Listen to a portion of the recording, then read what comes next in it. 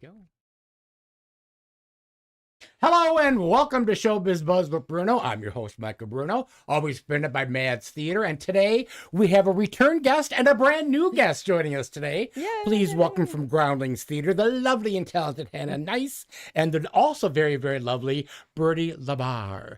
Right? Hello. Yes. Yes, yep, I love right. that. Love it. So tell us, Bertie, seeing how this is your first time, let us get to know you. Tell us a bit about yourself. Yeah, so my name is Bertie Labar. I am born and raised in Madison, Wisconsin. Wow. And I've been doing theater here since I was 6. Wow. I started my theater journey by going to ballets as a child, quite a bit. I also did dance from an early age. And then I started doing theater with something called Shorewood Summer Drama.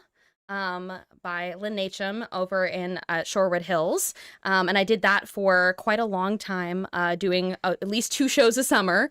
We would do the amazing, impossible feat of 2 musicals in 3 weeks, with a group of like 6 to 12-year-olds. Were these original musicals or were they adaptations of like Broadway shows? We would get them licensed. Wow. Yeah, it was usually a more classic musical theater show or something that was like less rights heavy. And then we would do something that was from like the Disney or MTI catalog. And so I remember as a teenager, I was Willy Wonka in Charlie and the Chocolate Factory, and then also a sailor in Pirates of Penzance in the same 3 weeks in a summer. Wow. And where did you perform these at? We performed at a variety of places. We performed at the church that I believe is now apartment buildings, out over on High Point Road, for a lot of my childhood. And then we performed briefly at Madison Country Day School for a year. And then we performed at Eagle School, I think, for a couple of years. They kind of floated around a little bit. I don't know what the current status of that company is because I think COVID kind of killed it a little bit. Oh, that does it. But it was a foundational part of my theater experience. And I was joking the other day that my first ever part at 6 years old was Pennywinkle, the mayor's assistant, in Rats, a Pied Piper of Hamelin. So I was joking that I've never played a child. And that pretty much tells you everything about everything me. you need to know about you. Yep. So this production is the first for you. You can play a actually, child. playing a 14-year-old in this production, pretty rare. And is this your first time working with Groundlings? It is, yes. So how did you find out about Groundlings? I have circled Hannah a bit in the Madison theater scene. Another sort of like, we've seen each other, but we haven't really interacted. And I heard about Ernest last summer, and I didn't get a chance to see it, but I heard about it, and I heard great things. And then I worked with Hannah last fall, and she had sort of floated that there were shows she was excited about doing that I might be interested in. And then I did Measure for Measure with Madison Shakespeare Company this spring, and I was in it with 2 of the folks who are in Pride and Prejudice. And I was talking about it, and they were like, well, you should audition for Pride and Prejudice. And I was like, you are so right. I love the playwright. I love the director. I love the material. And so then I said, hey, pretty please, Hannah, can I come to Waunakee and do theater with you? And she said, yes, you may. It's so funny because I think I was doing that thing that I usually do, which is like leaving little treats from people's doors to my door. Like, hey, you could come out to Waunakee if you wanted. Might be fun. Yes. Yeah. So now, how far along are you in the rehearsal process? We started at the beginning of June, so about a month. And you open in the middle of July. Yes, we do. Yeah. Lovely. We're hitting that lovely, like, 4-week spot where things get real. Love that. So let us talk about Pride and Prejudice with the director. Yeah. So this is an adaptation, correct? Now, is it an adaptation from Bronte's? No, Jane Austen, not Bronte. Wrong lady. from the book. Yes. Yeah. And who adapted it? Kate Hamill, who I believe is one of the most produced playwrights in America right now. She does a lot of adaptations of classic literature with kind of a feminist outlook. One of the stipulations when casting this show, in fact, was that you need to have at least 50% of the roles played by women, which was great because that's not something you see as often in community theater. That's true. Yeah, so it's an 8-person cast. 8 people playing, I think, somewhere between... I think it's 15. 15 roles, so almost everybody is playing 2 to 3 roles. And we've kind of lent into the just absurdist nature of it in a way that all the costume changes are happening live on stage in front of you. People are throwing hats. I love that. It's just like someone descends upon you in full view, and 2 seconds later you have to be a different person with a different coat and a different hat and all of that. But it's been really great fun to work on, you know, just very kind of almost euphoric in terms of the totally unrestrained energy. Yes. Yeah. And are you doing it as a period piece, or is it contemporary? Period. And tell us a little bit about, maybe people don't know, what's the story of Pride and Prejudice? Yeah, so Pride and Prejudice is kind of one of the literary progenitors of what we would think of as the modern rom-com, you know, boy meets girl, will they, won't they, a series of misunderstandings ensues and it all gets worked out in the end. This one is specifically about the Bennet family, who are kind of a middle-class, like, poorer gentry family in the countryside of England with 5 daughters. And if you are someone with 5 daughters at that period in time, you have big financial problems on your hands. You need to start marrying those girls off as quick as you can. Either that or you're Tevye. Yes.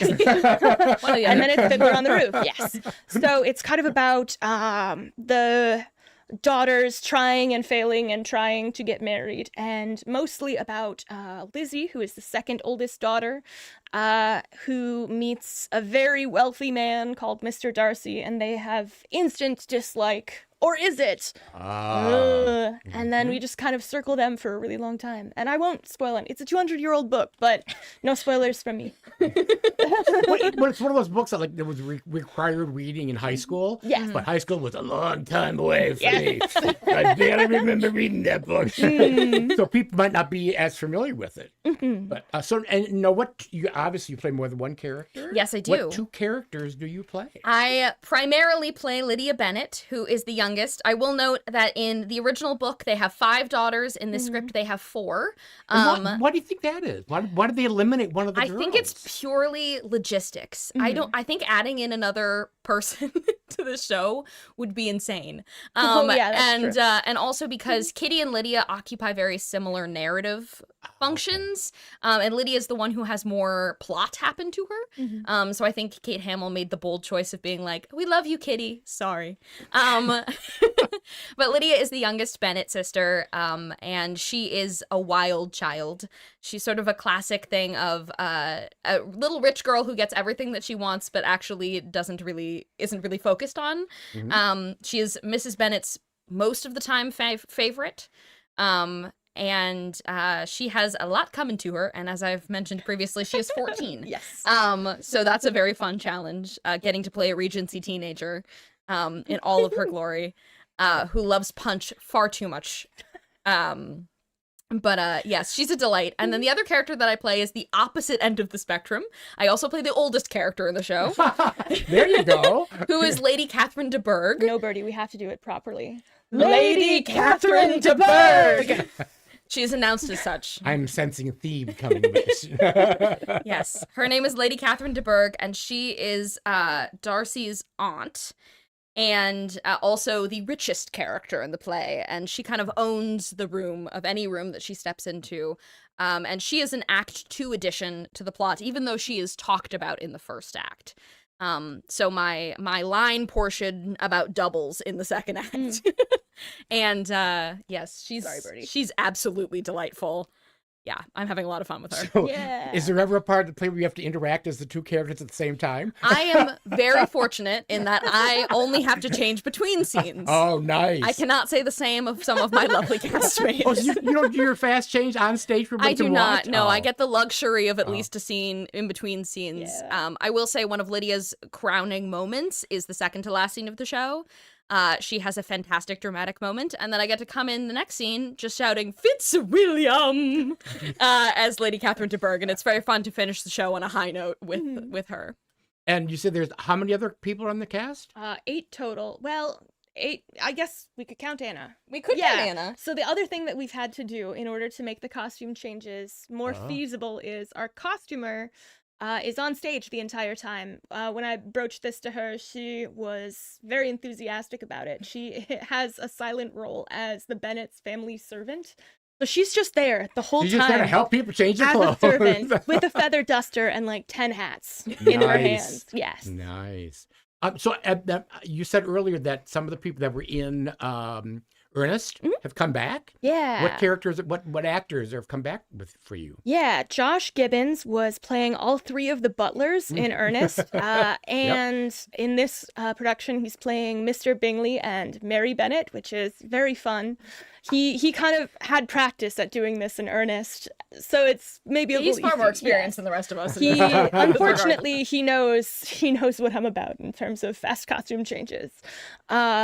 Wyatt Clement, who was playing, who was it? It was John in Ernest, is playing Charlotte Lucas and Mr. Bennet. So there's also some fun, people are playing roles of multiple genders at the same time. And John Klinkenberg, who was playing Algernon Moncrief in Ernest, is playing Mr. Darcy in this one. And he has the wonderful luxury of being one person. Yes. Man, what are you going to slide through this now? No costume changes, no role changes. It's very funny because the licensing stipulates that the actors playing Lizzy and Mr. Darcy are not allowed to double.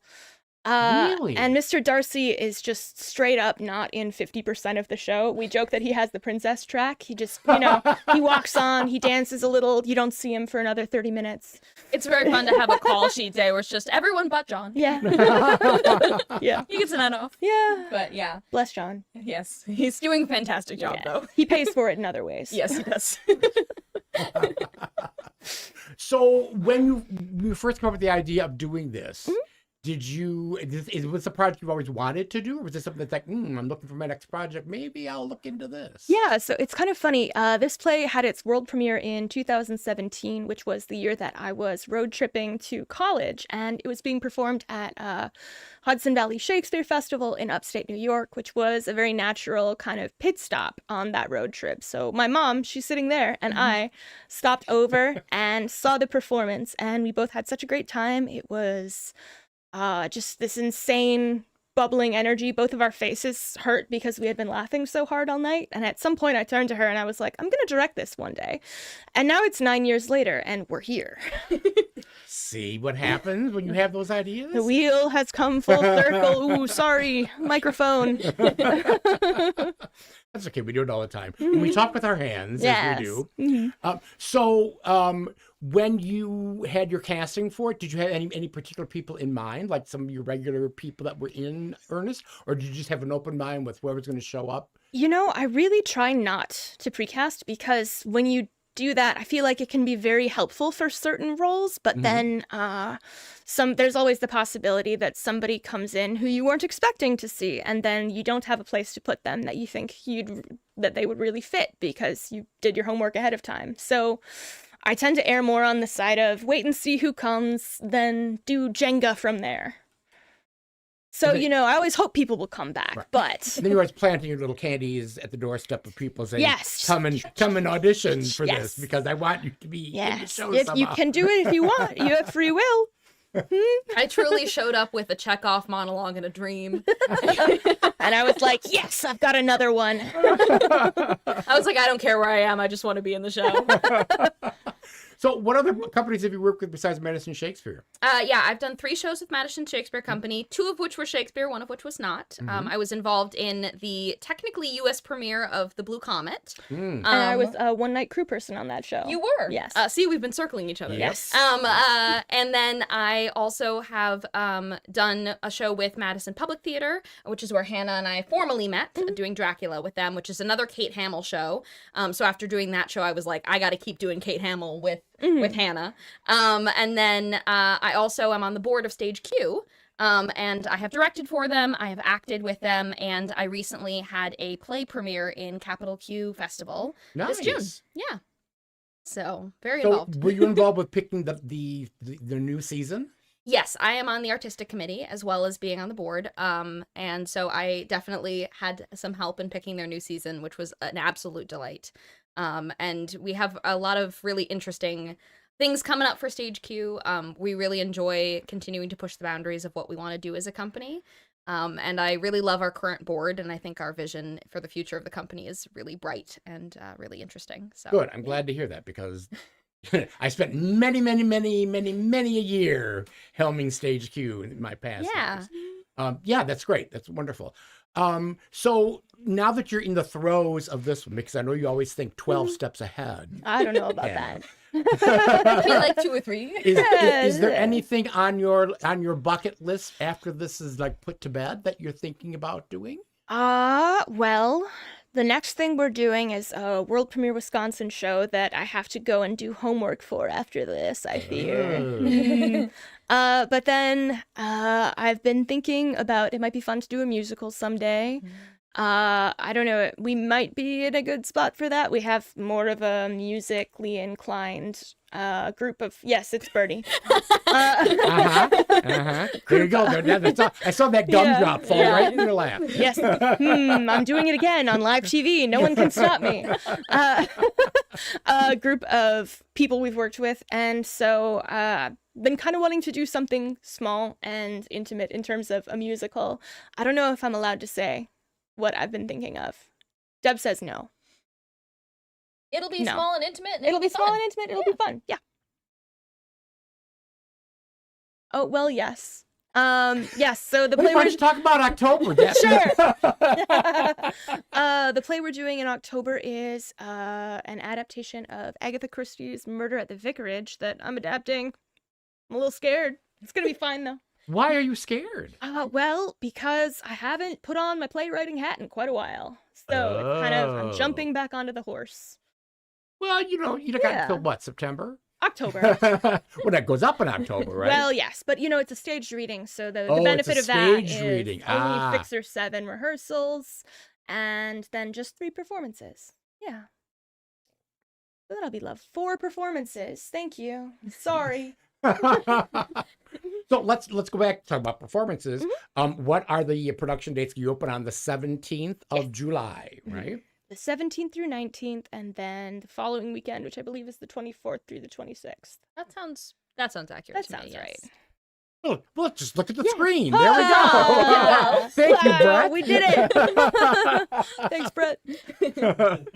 And you have you have evening and you have matinees, correct? Yes. And tickets are available now. Yes. And is it through Groundlings Theater? Yes. Yes. They can get information by going to Groundlings Theater for tickets? Create Waunakee. No, Create Waunakee. I'm sorry. To Create Waunakee. Yes, we are still under the umbrella of Create Waunakee, so you would go to their website, and then under initiatives, you can see Groundlings Theater, and you can purchase a ticket for only $5. Yeah. What a deal. Yes. $5. I mean, your shows are so great and I'm gotta say, between Ernest and Listen to Your Mother, you're getting some really good crowds of people in there. Yeah. There wasn't a seat to be had at Listen to Your Mother. I mean, it was kind of alarming thinking about, up till the morning of, we were trying to figure out how much overflow seating we would need.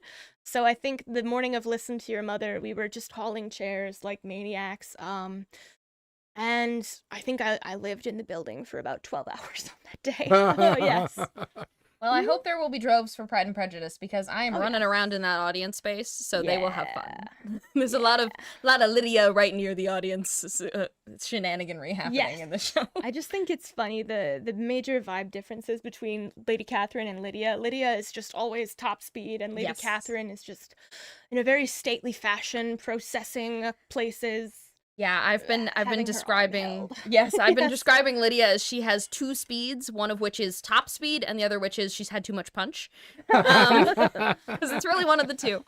And then the other thing is that Lady Catherine has 1 speed, and that is her own speed. And everybody else has to conform. And I have a wonderful cane as well as Lady Catherine, so I'm really commanding the space. And I've been telling Hannah, I'm like, when do you want me in that place by? Because I got to start early. I'm always expecting you to just kneecap someone who displeases you with that cane. I did get a note from a fellow actor. That's what canes are for.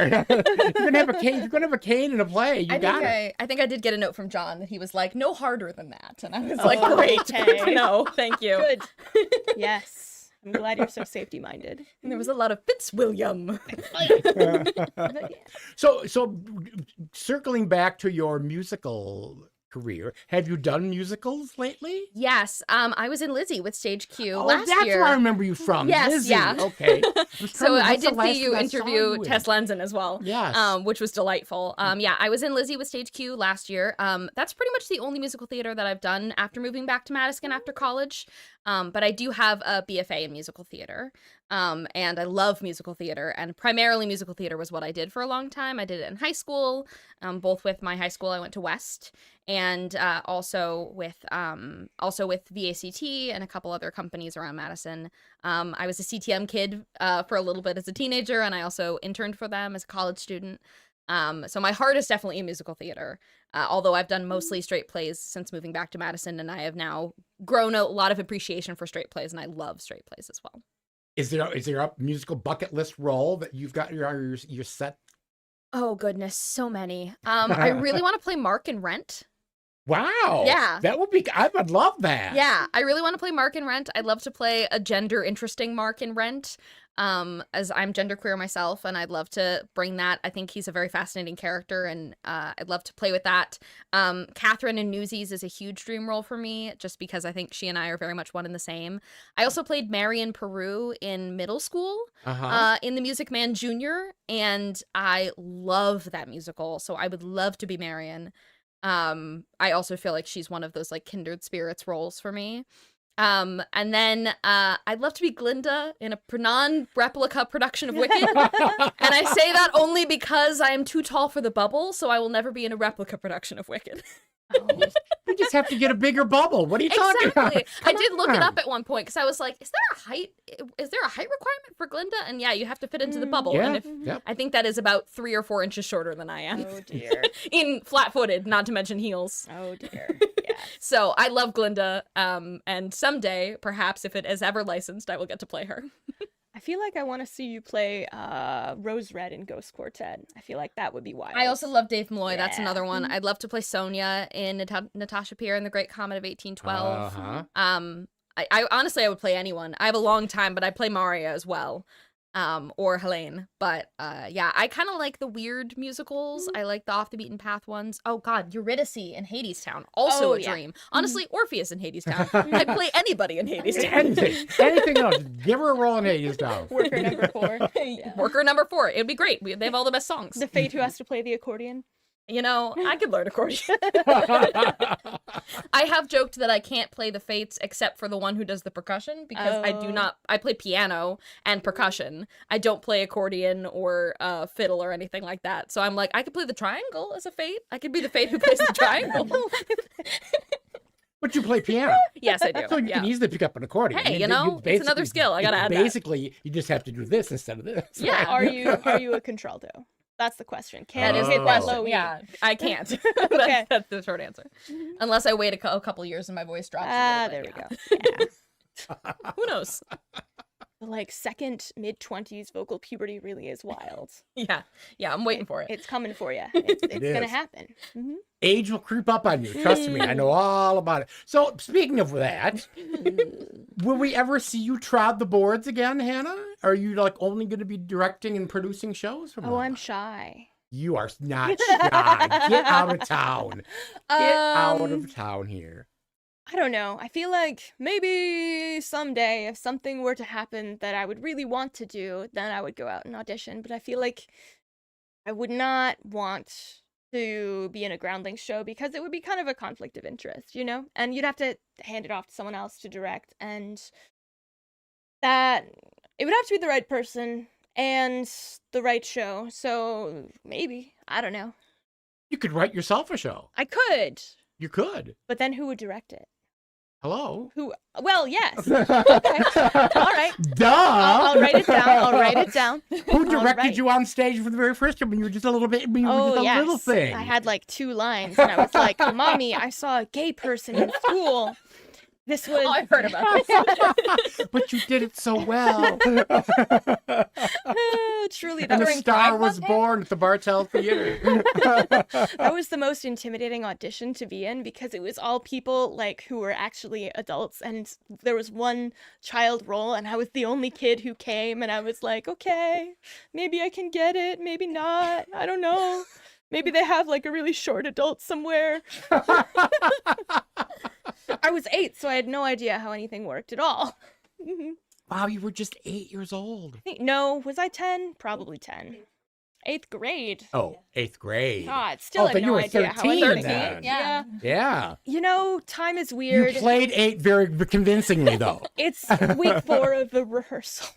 It's week 4. My brain's just Lydia lines at this point. Yes, off book is on Monday. How you feeling, Birdie? Don't put me on if you'd like to hear about my request for Mr. Wickham to escort us to the Bingley's ball, I can definitely tell you that. I have a very naughty proposal for you, Mr. Wickham. You simply must escort us to the Bingley's ball on Tuesday. See, you've got all your lines down. He's James Bow and he's very rich. Oh, there's more. Who needs a script anymore? You're fine. Nobody. You're fine. And, you know, just improvise. I will not be doing that with Kate afterwards. I feel as a playwright myself, as an actor, playwright, and director, I feel very strongly about honoring the playwright's language.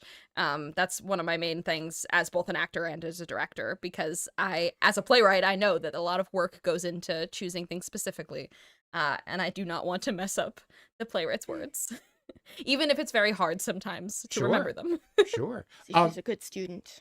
I love that. She's a good actor. Have you ever done improv comedy or stand-up comedy? I have not done stand-up. I think if I really sat down and wrote it, I could do it, but my humor is kind of hit or miss sometimes. So stand-up, I'm kind of like, I'd have to get the right crowd.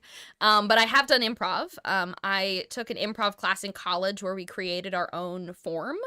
And I was the insane person in the cast who said, hey, can I do a musical improv form?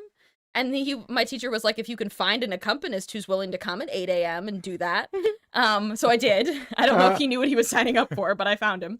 And I created a musical theater improv form with a group of folks in my class, and we performed improvised 20-minute musicals for that class. Wow. That's wild. It was so chaotic, and I loved every moment of it, and I miss it.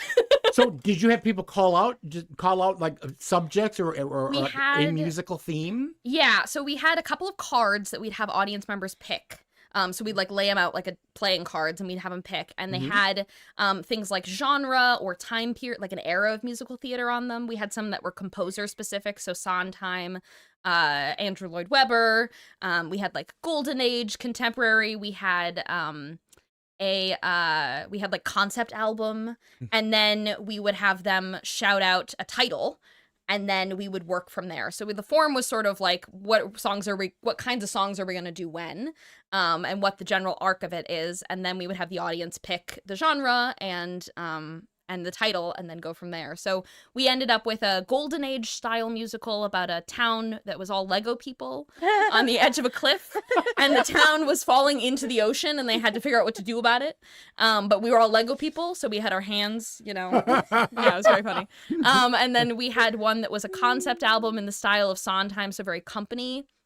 That was about somebody picking their mother up from LAX. And the airport in LA, which is notoriously hard to get to and from. And then the roommates back at home who were trying to clean the apartment very hastily before mom got there, and then had to mix in with cleaning chemicals and had a whole nightmare ballet. Oh no. And then the ending was that they got home and they hadn't cleaned anything at all, and the mom was like, it's lovely. Oh. As the roommates are laying on the floor. But we did our final exam for that class was a performance where we all did our improv forms, and our final performance musical was about a hot air balloon academy. For hot air balloon pilots, which we found out later it was actually that day was the anniversary of something in hot air balloon history, and we did not know that. We just got an audience suggestion about hot air balloons. And me and one of my castmates played brother and sister who were going to a hot air balloon academy to learn how to pilot hot air balloons. And we had a teacher who was very sexist and didn't think women could pilot hot air balloons. It's like Newsies, but with hot air balloons. Exactly. And so I was dressing up as a man to trick the teacher and being really good at piloting hot air balloons, and then revealing I was a woman. And at the end, I think we sent her up in a hot air balloon with no way to get down, and that was the conclusion. Was that we were like, we've sent her up, and there's a great picture that somebody took of me and this castmate standing on chairs pretending to pilot hot air balloons. It's gorgeous.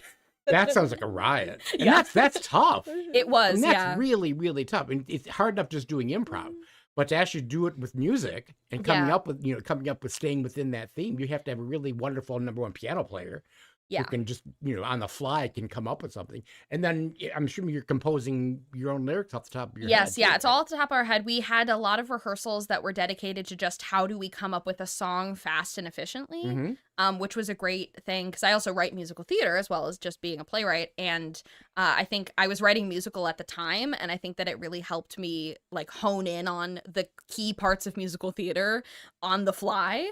So we had a lot of strategies for like, okay, when we are going to make a chorus, we're going to state it twice, and then the rest of the ensemble can jump in once they know what we're saying.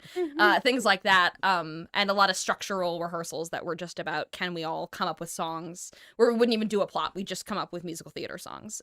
But it was absolutely delightful and one of my favorite things that I did while I was at school. We should do that for Pride and Prejudice, just one night. There you go. I mean, we have enough people who sing. Yes. We should. Yes. We should just not, we're not doing the normal show tonight. We're doing an improvised musical. I did write a musical theater song about Lydia already, so yes, I know I've gotten a jump on it. See, you've already started. Yeah. This is what's going to happen. I'm going to call out sick one day, and I'm going to come back, and the show is going to have turned into an improv musical led by Birdie. And we have an improviser because Josh does improv. Oh no, it's all coming together. Josh, don't watch this recording. Don't get any ideas. I've already pitched it to him. It's too No, late. oh boy, it's all over. I love it. So if and when, well, not if, but when they release the revised version of Company with Bobby with an I. Yeah. I would like to play Bobby. And if Stage Q ever wants to do it, I might bring me out of retirement. We definitely have a lot of we have a lot of shows for Stage Q that we are hoping that like they've been doing some gender interesting things with casting recently, and we're hoping that they get licensed because we'd really love to do them. And the world of like musical theater and queer theater in general is varied. So right now we have a really large focus on doing more underground work, a lot of work from up and coming playwrights. And we found one of the shows that we're doing this season, The Picture of Dorian Gray. That play we found on New Play Exchange, and we reached out to the playwright personally and said, hey, we'd love to buy the rights to the show. But it was something that our artistic committee chair found on New Play Exchange and said, hey, I'm really excited about the show. And The Moors by Jen Silverman is an absolute delight, and I'm very excited for us to do that. And we also decided it before APT announced their season, and it is being done around the same time that Witch by Jen Silverman is being done at APT. So I'm definitely making a pilgrimage to go see that show. Are we in a Jen Silverman moment culturally? Jen Silverman and Kate Hamill, man. They're having their times. As they should. As they should. Good. I was just talking about Dracula this morning as a comparison with Witch, and a lot of Kate Hamill's work has a very similar themes that Jen Silverman's work has as well, especially with the look at women in historical settings and their trials and tribulations through like both a period setting and also through a modern lens that I really admire. Yeah. Women in history, man. Women in history. Yeah. Herstory. Exactly. Herstory, yes. Right? Right. Good. Love it. So Pride and Prejudice. Yes. At the, what's the name of the? Peace Lutheran Church. Peace Lutheran Church. I never remember the name of the church. Opens on the 17th of July. Tickets are on sale now. You can go and see the lovely Miss Birdie. Yes. Playing multiple roles as a 15-year-old and a somewhat older, more mature. She's eternal. She'll never die. She's ageless. Yes. She's an ageless beauty. Yes, she and Mrs. Bennet, they'll never die. Directed by the lovely, lovely, lovely, lovely Hannah. Thank you so much. It's been a joy finally getting to sit down with you. And it's always a joy having you on the show, as always. And we are going to have the leaderboard of who's been on the show the most time. No. And I'm sure that you're right up at the top of that list. I'm sure you're vying for that up there. So thank you all for tuning in today. Thank you, Brett. Thank you, Jim. Thank you, Deb. And thank you, Jen Talk About Rockets. And thank you for having a happy and safe Pride Month. Yay! See you next time. Thank you. We did it! Yay!